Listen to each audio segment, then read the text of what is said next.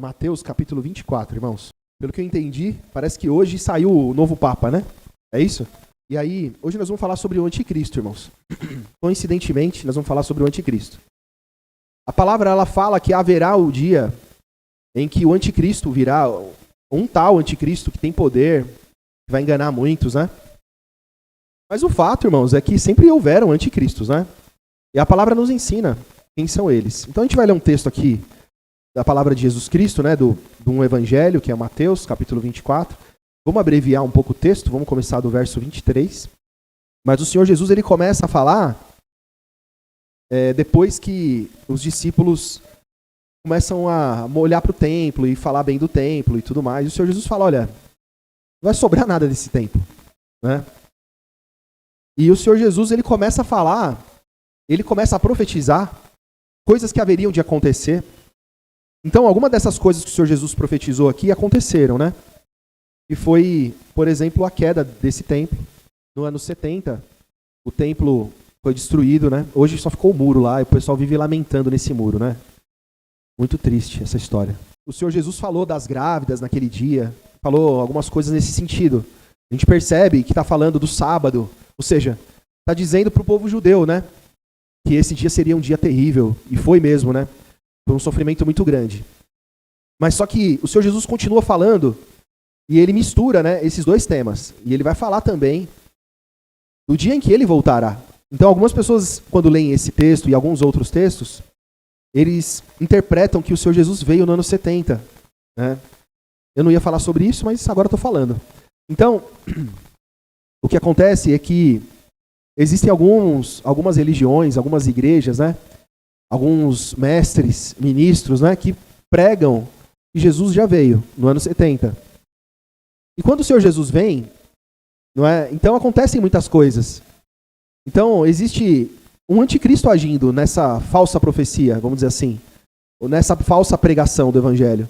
Porque as pessoas que creem que Jesus já veio, creem que o diabo já foi derrotado, não é? Creem que não existe mais pecado. Normalmente é o que eu vejo, né? Eu já ouvi algumas pregações de igrejas assim. Então eles profetizam isso, eles pregam isso para as igrejas. E sendo que Jesus já veio, então não tem mais pecado. Então não tem mais nem que ir para a igreja. Quer dizer, não tem mais que ter comunhão, não tem mais que ter ceia, não tem mais que ter batismo. Isso é uma loucura, não é? Porque nós vemos claramente o diabo agindo livremente nesse mundo. Livremente, quando eu digo, com poder, né? Ele tem feito grande estrago nesse mundo. E nós sabemos, né, pela palavra, que isso não aconteceu. Mas aqui, irmãos, vamos ler o texto, verso 23, vamos voltar agora para o anticristo, né? Para o tema do anticristo. Verso 23. Então, se alguém vos disser, eis que o Cristo está aqui ou ali, não lhe deis crédito, porque surgirão falsos cristos e falsos profetas, e farão tão grandes sinais e prodígios, que se possível fora, enganariam até os escolhidos. E eis que eu vos tenho predito, portanto, se vos disserem, eis que ele está lá no deserto, não saiais, eis que está no interior da casa, não acrediteis, porque assim como o relâmpago sai do oriente e se mostra até o ocidente, assim será também a vinda do Filho do Homem. Então, irmãos, a gente conhece alguns cristos aí que apareceram, né, durante... Deus abençoe, meu irmão. Tá precisando mesmo. Deus abençoe, meu irmão. Tem até um Cristo que é lá do sul, né? Ele é do Paraná, se não me engano. Santa Catarina, o Henrique Cristo.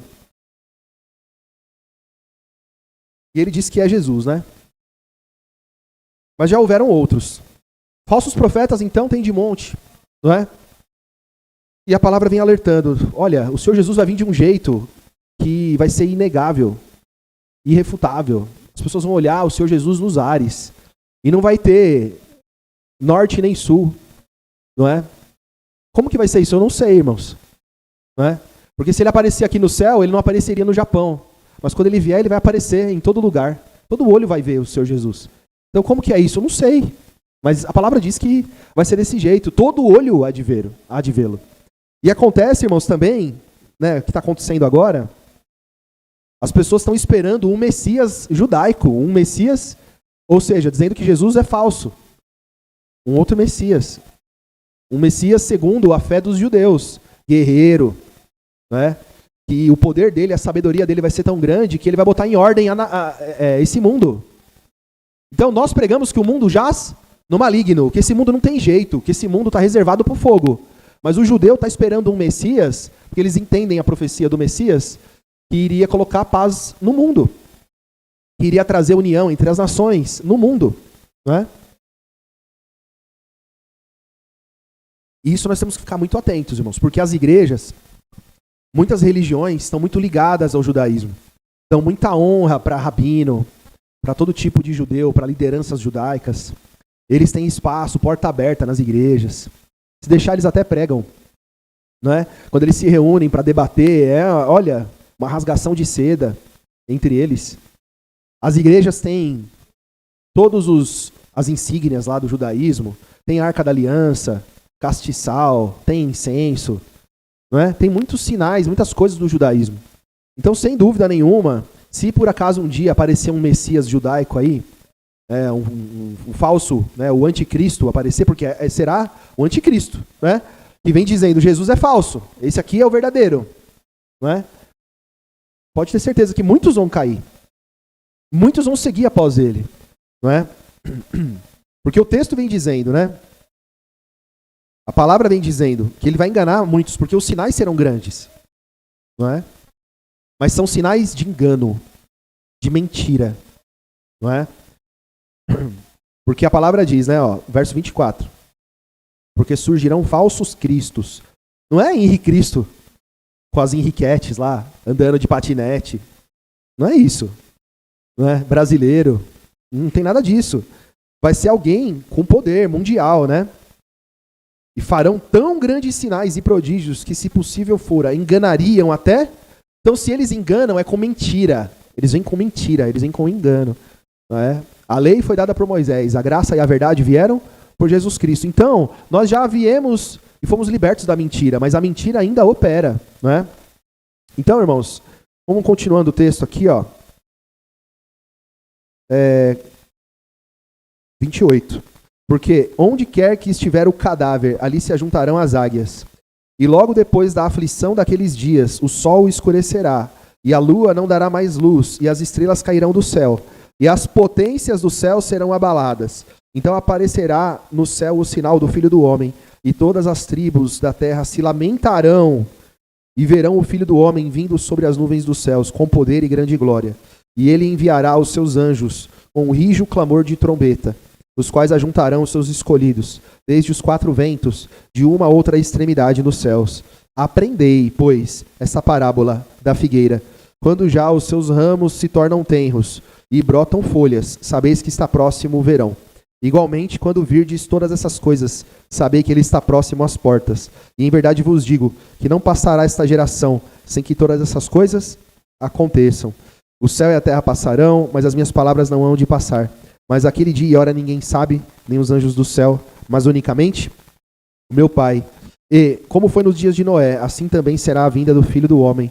Porquanto assim como nos dias anteriores ao dilúvio, comiam, bebiam, casavam e davam-se em casamento, até um dia em que Noé entrou na arca, e não perceberam até que veio o dilúvio, e os levou a todos. Assim será também na vida do Filho, na vinda do Filho do Homem. Então olha só que interessante, né? Ele usa a figura da arca de Noé. A história de Noé. Então ele está dizendo o quê? Que muitas pessoas estão dormindo, né, irmãos? Tem muitas pessoas que o Senhor Jesus está aí, a sua palavra, a sua graça, o teu reino. A palavra está sendo pregada. E as pessoas estão desapercebidas. Estão seguindo suas vidas, batalhando para conseguir as coisas dessa vida. Então aqui é um alerta, né? Verso 40. Então, estando dois no campo, será levado um, deixado o outro. Estando duas moendo no moinho, será levada uma e deixada a outra. Vigiai, pois não sabeis a que hora há de vir o vosso Senhor. Mas considerai isso, se o pai de família soubesse a que vigília da noite havia de vir o ladrão, vigiaria e não deixaria minar sua casa. Por isso estáis vós preparados também, porque o Filho do Homem há de vir a hora em que não penseis. Quem é, pois, o servo fiel e prudente, a quem o Senhor constituiu sobre os seus servos para lhe dar o sustento a seu tempo? E bem-aventurado é aquele servo, e quando vier o seu Senhor, achar fazendo assim. Em verdade eu vos digo, que o porá sobre todos os seus bens. E aí ele continua, né, irmãos? Falando sobre esse tema, né? Ele usa essa parábola do mordomo, do trabalhador, ou seja, nós temos que permanecer preparados para a sua vinda, porque não tem aviso prévio, né, irmãos? Quando aparecerem esses sinais aqui, vai ser uma coisa muito rápida, né? Glória a Jesus. Então, irmãos, nós começamos o texto ali, né, falando sobre os falsos profetas, falsos cristos, não é? Vamos para 1 de João, irmãos. Lá depois de Tiago.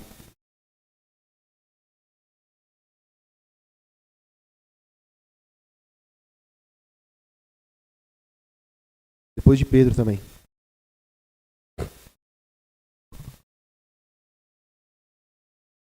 Verso 18.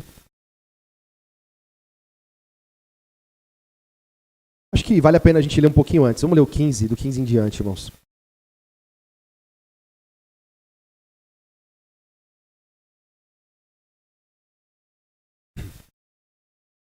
Não ameis o mundo, nem o que no mundo há. Se alguém ama o mundo, o amor do Pai não está nele.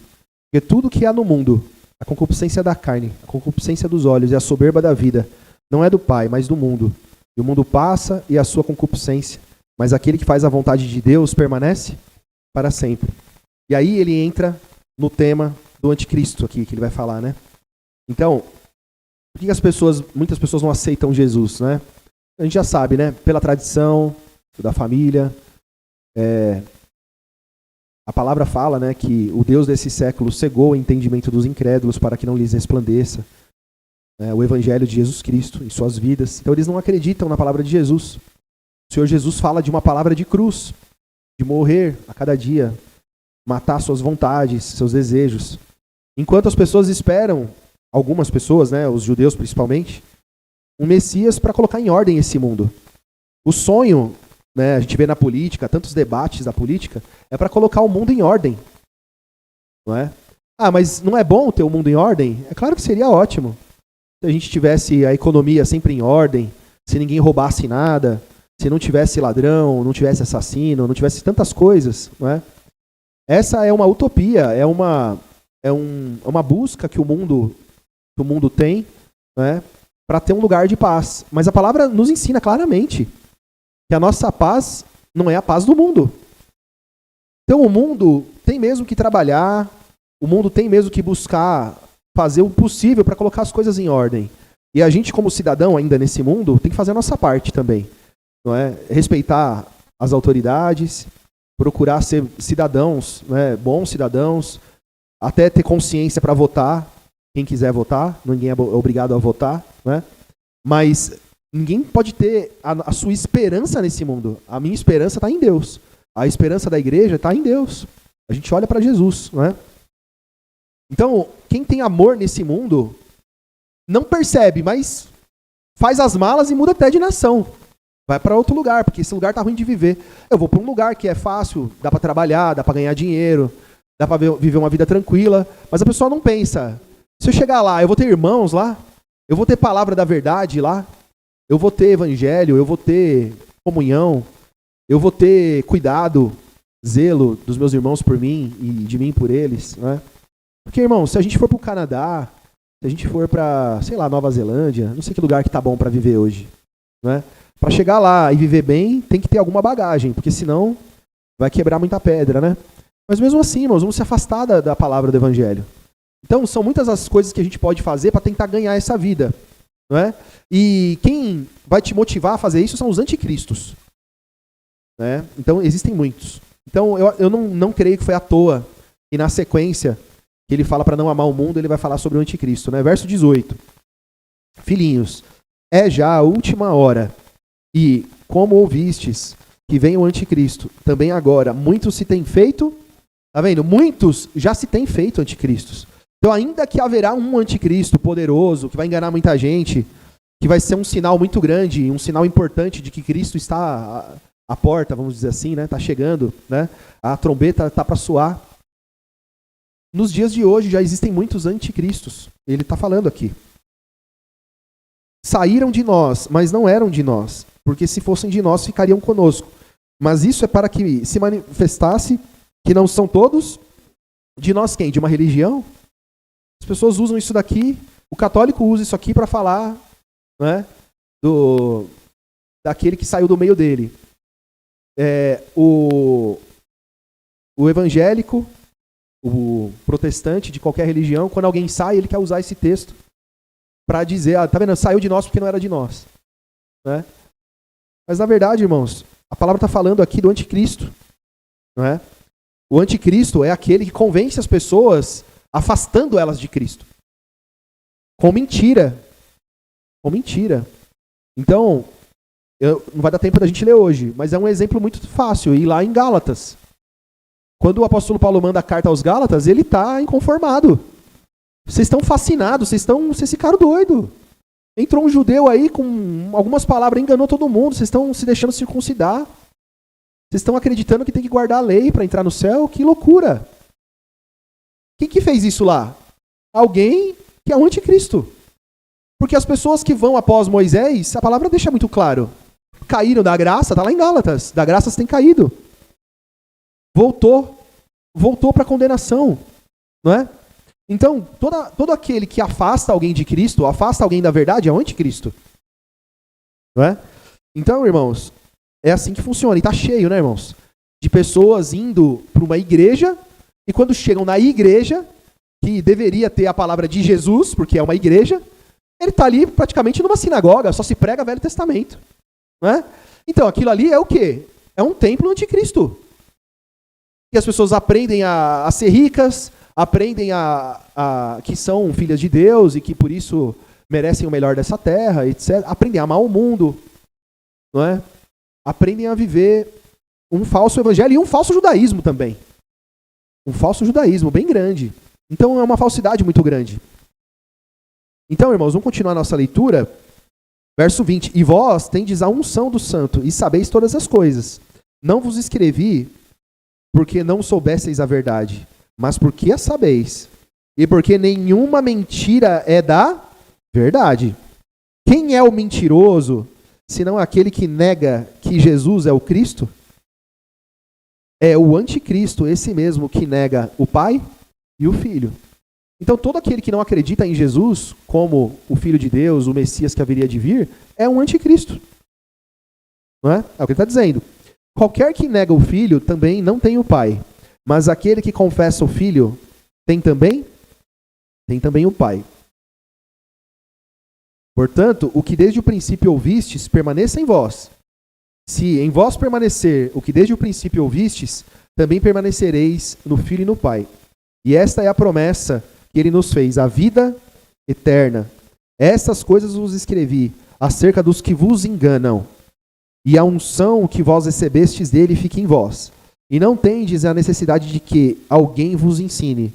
Mas, como a sua unção vos ensina todas as coisas e é verdadeira, e não é mentira, como ela vos ensinou, assim nele permanecereis.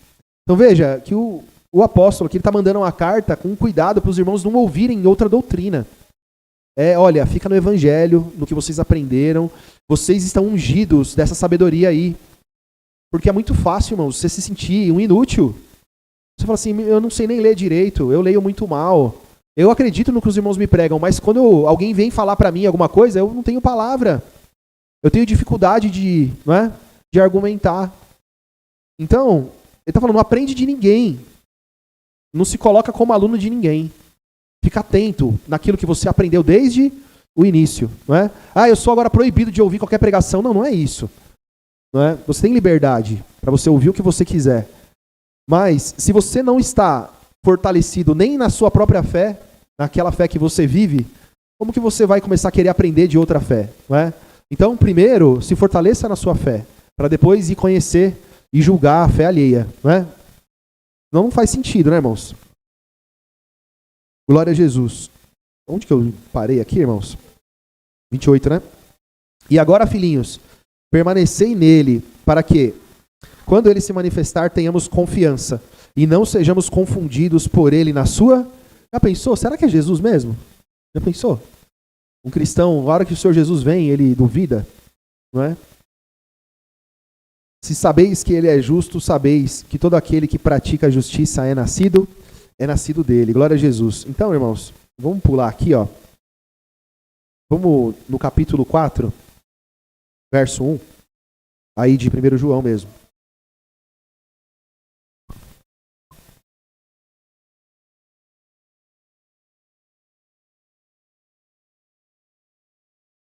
Amados, não creiais a todo espírito, mas provai se os espíritos são de Deus, porque já muitos falsos profetas se têm levantado no mundo.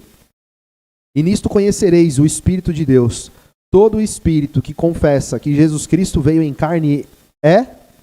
Ué, alguém tem dúvida que Jesus veio em carne aqui? Por que ele faz um reforço aqui nos irmãos para que eles conseguissem discernir um falso profeta daquela época de um verdadeiro? Porque naquela época existiam grupos que manifestavam que o Senhor Jesus não tinha vindo em carne. Né? E essa doutrina, ela até hoje alguns ainda creem nela. Né? Então, eles creem que o Senhor Jesus vem em espírito, ele já veio adulto. Essa é uma das, né? Uma que eu ouvi, né? Pregou, anunciou, fez milagres, ou seja, parte do Novo Testamento eles creem, mas na hora de crucificar Jesus, crucificaram Judas no lugar dele, né? Tem essa teoria aí. Então eles dizem, Jesus não veio em carne, né? Então vem do gnosticismo isso, né? E talvez tenham outros grupos que acreditavam ou acreditam nisso. Então ele vem dizendo, né, irmãos? Muitos falsos profetas se levantaram no mundo.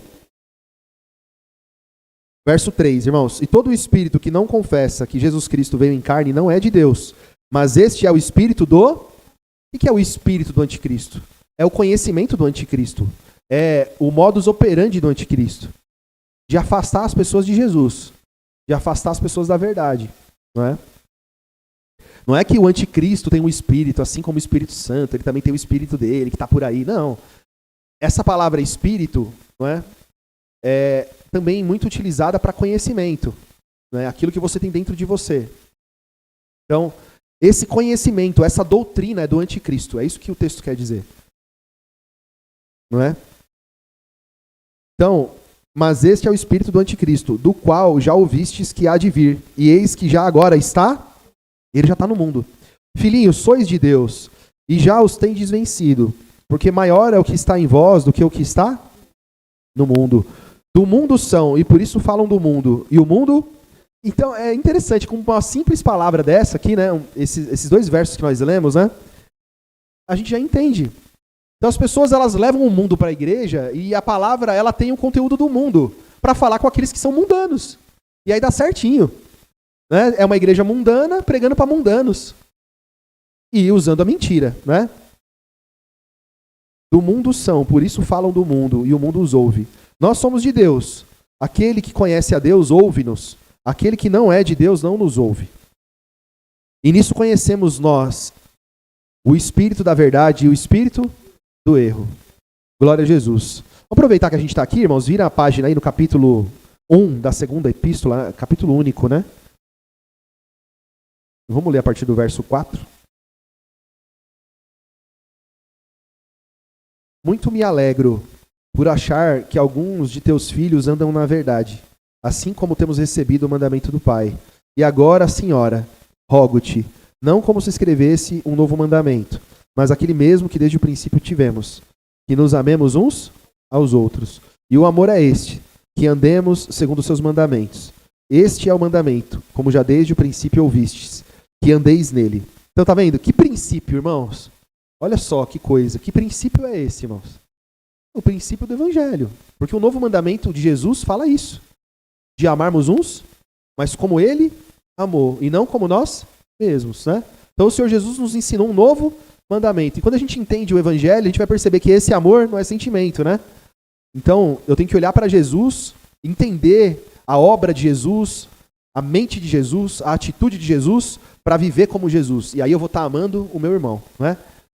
Então, não tem nada de judaísmo aqui, irmãos. Nada. Ah, é porque é o mesmo mandamento lá da lei. Não é. Não tem nada a ver. A lei veio muitos anos depois do primeiro homem, muito tempo depois. não é desde o princípio. Não é? Tem a lei, tem o princípio da lei, lá em Moisés, lá no deserto. E tem o princípio em Jesus Cristo. Não é? Verso 7. Porque já muitos enganadores entraram no mundo, os quais não confessam que Jesus Cristo veio em carne. Esse tal é o enganador e o... Irmãos, esse povo estava fazendo um barulho nessa época. Dá para perceber, né? Deviam haver várias seitas que pregavam que Jesus não veio em carne. Né? Para ver como que ele repetiu a mesma coisa muitas vezes. Aí, olha que interessante. Verso 8. Olhai por vós mesmos, para que não percamos o que temos ganho. Antes recebamos o inteiro galardão. Todo aquele que prevarica e não persevera na doutrina de Cristo, não tem a Deus. Quem persevera na doutrina de Cristo, esse tem tanto o Pai como o Filho. Então, prevaricar é ir além, fazer além daquilo que foi ensinado. Quem persevera e não prevarica, não é? Quem persevera na doutrina de Cristo, ou seja, não sai dela, fica na doutrina de Cristo. Esse tem o Pai, tem um Filho. Mas aquele que não aguenta ficar só no Evangelho, que vai lá para Moisés, que vai para outras doutrinas, esse não tem o Pai e nem o Filho. Está prevaricando, né? É o que o texto está dizendo. Verso 10. Se alguém vem ter convosco e não traz esta doutrina, não o recebais em casa, e nem tampouco o saudeis. Porque quem o saúda tem parte nas suas más obras. Tenho muito que escrever-vos. Não quis fazê-lo com papel e tinta, mas espero ir ter convosco e falar face a face, para que o nosso gozo seja cumprido. Saúdam-te os filhos de tua irmã, a eleita. Amém. Então aqui, é interessante isso, né? O que ele está ensinando aqui é que, olha, tomem cuidado.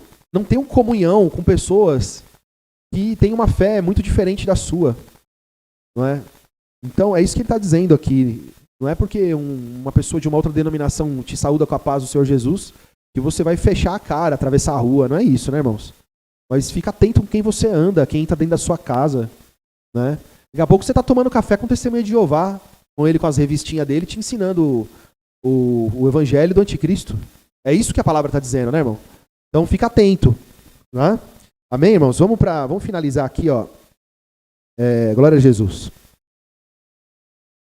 Vamos, Tessalonicenses, a segunda carta, irmãos. 2 Tessalonicenses.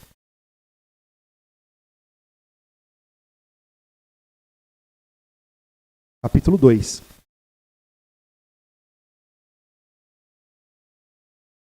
Sobre a vinda do Senhor.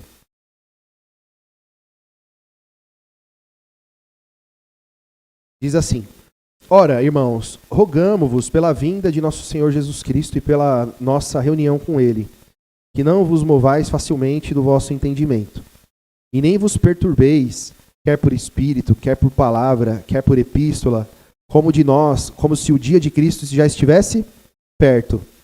Ninguém de maneira alguma vos engane, porque não será assim, sem antes que venha a apostasia, e se manifeste o homem do pecado, o filho da perdição, o qual se opõe e se levanta contra tudo que se chama Deus, ou se adora, de sorte que se assentará, como Deus, no templo de Deus, querendo parecer Deus. Então, irmãos, é difícil ler esse texto aqui, né? Sem a gente começar a pensar, né? Então, agora falando aqui da nossa fé em relação ao Papa, por exemplo. Né? Eles pregam, manifestam que aquela é a igreja verdadeira, a primeira igreja, e todo mundo sabe que não é verdade. Né? Houveram outras. Houve uma divisão bem mais antiga do que o protestantismo. Já houve um outro cisma que separou a igreja, não é? E essa outra igreja existe até hoje. Não é tão grande, tão poderosa como a igreja católica. Não é? Mas eles estabeleceram um papa. Esse papa senta num trono, usa coroa, usa muito ouro, detém uma riqueza muito grande, um poder muito grande, determina como que é o evangelho, segundo a vontade deles, porque eles se colocam acima das escrituras e dizem, as escrituras só existem porque nós existimos. Então eles têm essa loucura dessa mensagem, não é? Então eles determinam muitas coisas. Então, se os irmãos tiverem curiosidade de conhecer algumas histórias terríveis dos antigos papas, tem algumas histórias bem terríveis, né, que não dá nem para contar aqui. E eles eram papas e considerados inerrantes, pessoas que não erram, que são movidas pelo Espírito Santo, né? Então, de certa forma, tem alguma... A gente consegue ver alguma semelhança aqui, né? Ah, então o Papa é o anticristo? Não, não posso dizer isso, né, irmãos? Mas é um anticristo? Sem dúvida. Não é? A igreja está envolvida em vários problemas. Eles estabelecem... Acho que todo mês deve aparecer um santo novo para eles é beatificar que fala? É beatificar, né? Eles ouvem a história do santo, que alguma igreja de algum lugar contou, que aquele santo fez, e ele determina, não, ele é santo sim, ele está agora num lugar especial, intercedendo por vocês, podem passar a orar, não é? Interceder, pedindo a intercessão dele. Isso não existe. Então, a palavra do Evangelho diz que nós temos que procurar a Jesus, pedir em nome de Jesus, não é? Que ele é o único mediador entre Deus e os homens. Mas alguém vem e fala algo e te desvia de Jesus. Aí eu não vou mais para Jesus, eu vou para Maria. Eu vou para fulano, eu vou para Beltrano. Aí Maria já não dá mais, eu vou pro coração de Maria. Eu já separo Maria em membros, aí eu já começo a orar pro coração da Maria. Vocês já viram isso? Tem isso também. Tem o Sagrado Coração de Jesus. Esse aqui é o Sagrado Coração de Jesus. Eles oram pelo Sagrado, não é para Jesus, é pro coração. Não é? Então, irmãos, isso é uma coisa muito séria, né? O que eu estou mostrando para os irmãos é uma forma de anticristo, onde eu pego uma doutrina que leva à vida eterna, transtorno essa doutrina e levo as pessoas ao inferno. E levo as pessoas à perdição, à idolatria, à morte. E isso acontece nas igrejas evangélicas.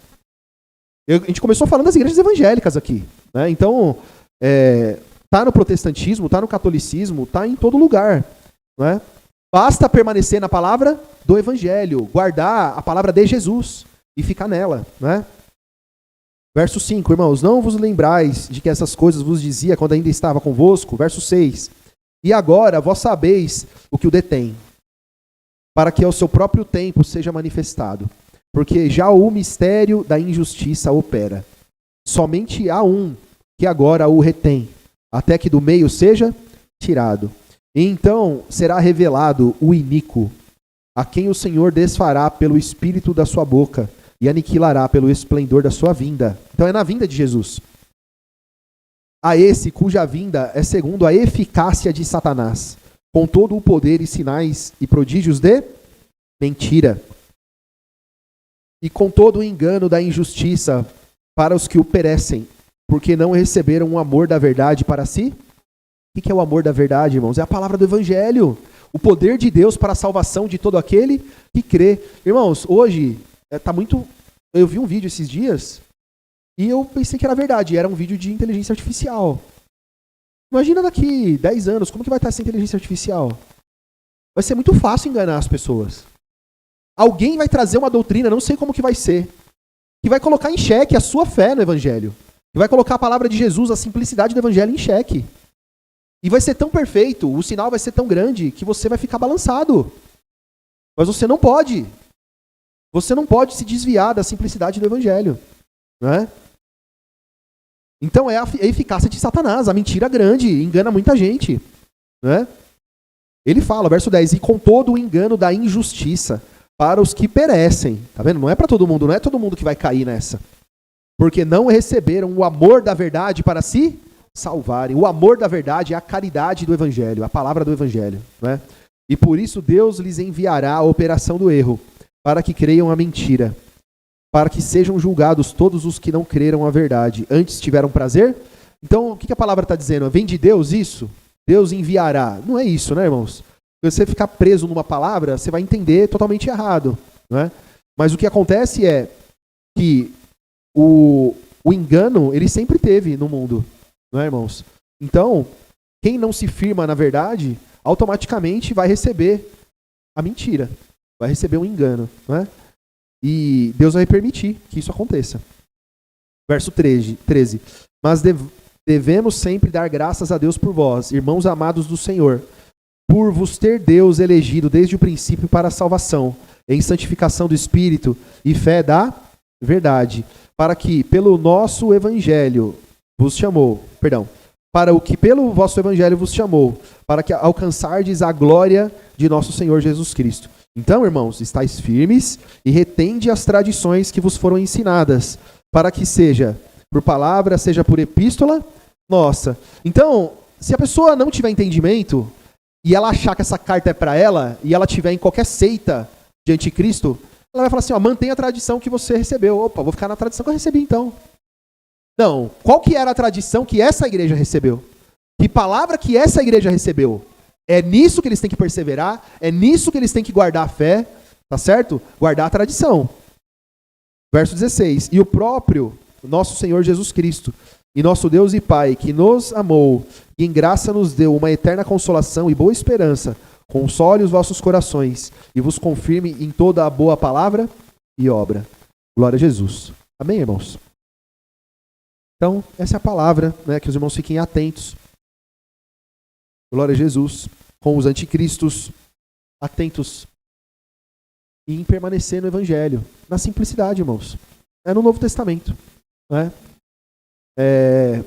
A vida tem altos e baixos, a vida tem muitas mudanças também, as pessoas mudam de trabalho, mudam às vezes de endereço, conhecem pessoas novas, e em altos e baixos também o inimigo vem com alguma ciladinha, vem com alguma isca para tentar nos enganar, né?